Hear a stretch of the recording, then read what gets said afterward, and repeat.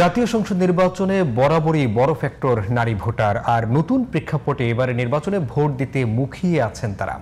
সকল শঙ্কাকে পেছনে ফেলে উৎসব মুখর আর নিরাপদ হোক ভোটের পরিবেশ, সেটাই চাওয়া নারীদের।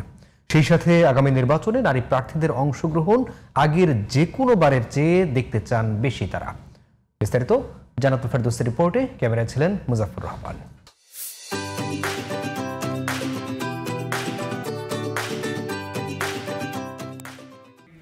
আগামী নির্বাচিত সরকার জাতির উদ্দেশ্যে দেয়া প্রধান উপদেষ্টার সর্বশেষ ভাষণেও তিনি আরও একবার স্পষ্ট করেছেন, আগামী ফেব্রুয়ারির প্রথমার্ধেই হতে যাচ্ছে জাতীয় নির্বাচন, গণভোটও হবে সেই দিনেই।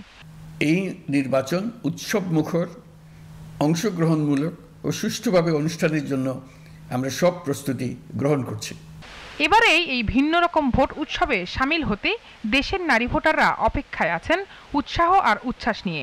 আমি আব্বু আম্মুদের কাছ থেকে শুনে আসছি আগের ভোটগুলো অনেক উৎসবপূর্ণ হয়, এবং আমিও চাইতেছি যে এবার যাতে একদম একটা উৎসবপূর্ণ একটা আবেশ থাকুক। চাচ্ছি যত তাড়াতাড়ি পসিবল খুব সুষ্ঠু একটা নির্বাচন হোক এবং গণতান্ত্রিক সরকার ফিরে আসুক। সবগুলো দলের সম্মিলিতভাবে একটা সুষ্ঠু সাধারণ নির্বাচন, যাতে সাধারণ জনগণ গণতান্ত্রিক একটা সরকার পায়।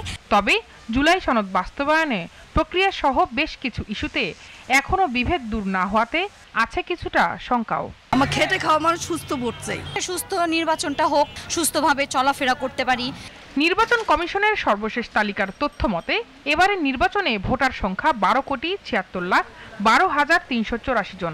এর মধ্যে নারী ভোটার 6,50,50,772 জন, আর পুরুষ ভোটার 6,48,60,382 জন, অর্থাৎ প্রায় সমানে সমান। নিজেদের অধিকার আদায়ে তাই এবার ভোটের অধিকারকেই ব্যবহার করতে চান নারীরা। ভোট দিতে যাবো, যারে পছন্দ হয় তারে ভোট দেবো, ভোট যাকে ইচ্ছে তাকে দিব।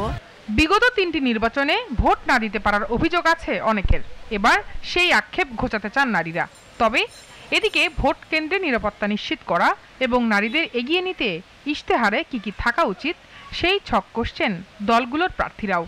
যদি জনগণ মনে করে তাদেরকে দায়িত্ব দেওয়া যায়, তাহলে আমরা গ্রাজুয়ালি এই সেক্টরগুলোকে আমরা ইমপ্রুভ করার চেষ্টা করবো। যে প্রতিষ্ঠানগুলোকে ম্যান্ডেটরি করে দেওয়া হবে যে 30% বা 35% নারী এখানে নিশ্চিত করতে হবে। এটা একটা আমিরে জামাতের যুগান্তকারী একটা ওনার এই ডিক্লারেশনটা, যে আমরা নারীদেরকে এই মূল্যায়ন করব, যে একটা নারীকে আমরা 5 ঘন্টা কাজ করতে দিয়ে তাদেরকে 8 ঘন্টার সমান মজুরি দিব। কর্ম ঘন্টা কমায় নিয়ে আসবো, সেটাতে কিন্তু সে হ্যাপি না।